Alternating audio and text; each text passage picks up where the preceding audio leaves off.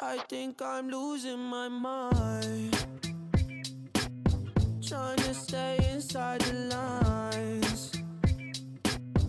It's like you're running in place. How you keep staying the same. So guys, I finally bought my first dirt bike. It'd be exciting to ride. I only had a street bike before this, so we're gonna see how this goes. It's a CRF 450R 2008, and I always wanted a dirt bike, so I was looking into it.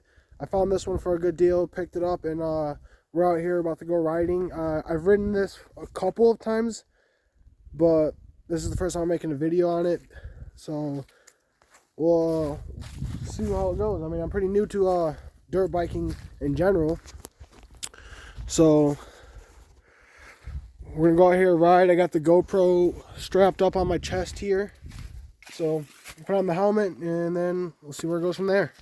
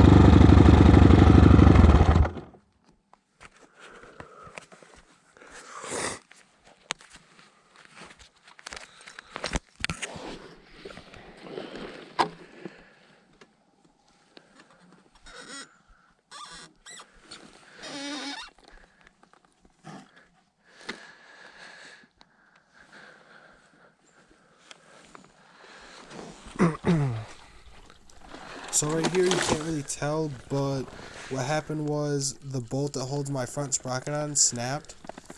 My sprocket came off and it stripped the teeth on my output shaft a little bit.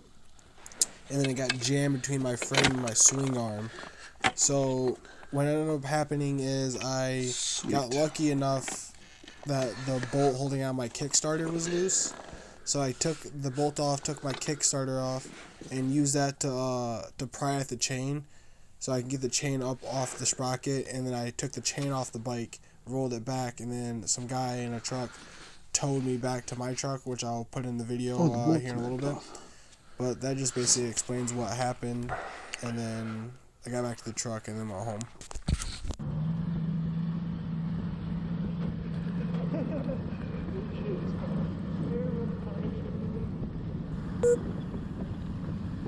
So most of the ride went pretty much like this. It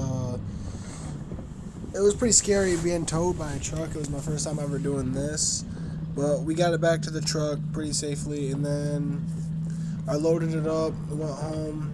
When I got home, I tore off the parts off the dirt bike, and then I found how damaged the splines were, which I did not fix really. I just went and bought a new sprocket because the one was damaged from being jammed into the bike frame, and then I just took a hammer and straightened out the splines enough for me to fit the new sprocket on, and then I put some Loctite on a new bolt, put the bolt in there, and I went and rode it later the next day, and it seems to be holding up fine, so I'm just going to leave it like that. But I do have a new shaft to replace it when I go back into the motor and do all that. So here's the picture, and then that'll basically just be it.